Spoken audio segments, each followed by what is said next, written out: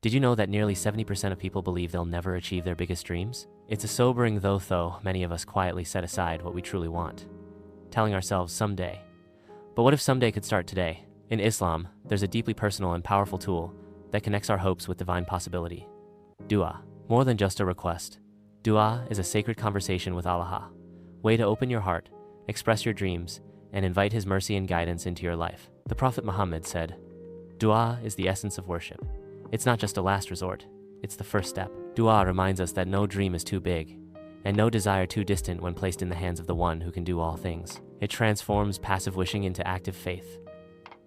Despite having big dreams, many people quietly wrestle with feelings of frustration, doubt, and helplessness. You work hard, you plan, you strive, but the results don't always match the effort. And over time, that gap between where you are and where you hope to be can feel overwhelming. It's easy to start believing that maybe your dreams just aren't meant to happen. You look around and see others achieving what you've prayed for, and you wonder, why not me?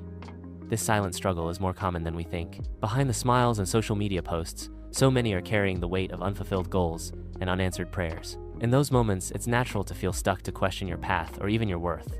But Islam reminds us that our journey is never meant to be walked alone. Allah is Al-Mujib, the one who responds. And through dua, we're given a direct line to Him. Dua is where we pour out our frustrations, our silent hopes, and our deepest fears, knowing that Allah listens, understands, and responds in ways beyond our imagination. Dua. The heart's conversation with the divine dua is more than a ritual, it's a lifeline. It's the act of turning your heart towards Allah with honesty, vulnerability, and hope. But how do we make dua a consistent, transformative part of our lives? 1.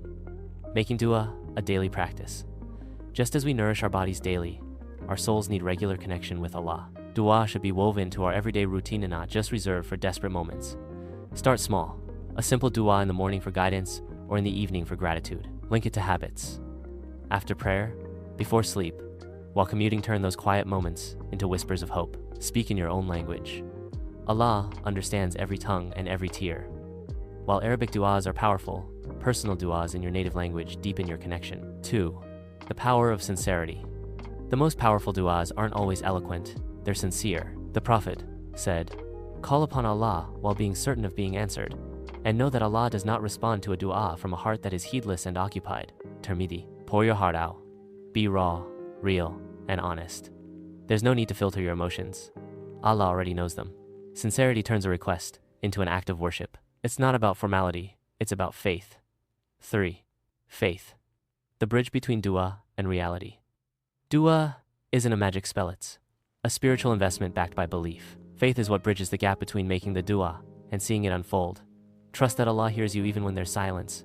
Trust that His delay is wisdom, not neglect. Trust that what's written for you will reach you, and what isn't will be replaced with something better. The Prophet taught us that every dua is answered either with what we asked for, something better, or by having a hardship removed. No sincere dua goes unanswered. When dua becomes a daily act of trust, gratitude, and hope, it reshapes not just what we ask for, but who we become. A mother's dua in the darkest hour. Amina was a single mother of 2, recently widowed, living in a small apartment in Cairo.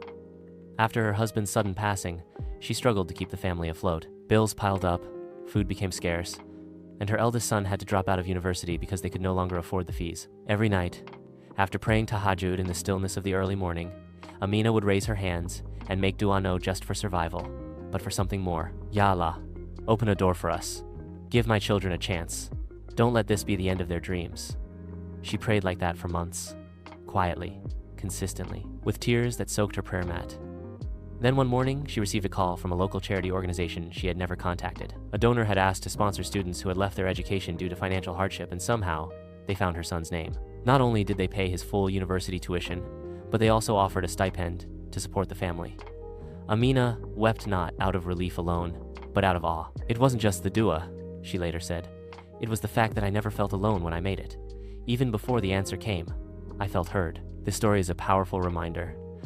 Dua may not always change our situation overnight, but it always changes us. And when the time is right, it transforms our lives in ways we never imagined. If you've ever made a dua that was answered, whether immediately or after years of waiting, I'd love to hear your story. Share your experience in the comments below. You never know who might be inspired by your journey. And if you're still waiting for your dua to be answered, know that you're not alone. This space is a community of hope, faith, and resilience. In the next video, we'll explore the best times to make dua and how certain moments like the last third of the night, or between the adhan and ikamakan, carry special spiritual weight. You won't want to miss it. Hit subscribe, turn on notifications, and let's keep growing, together one heartfelt dua at a time.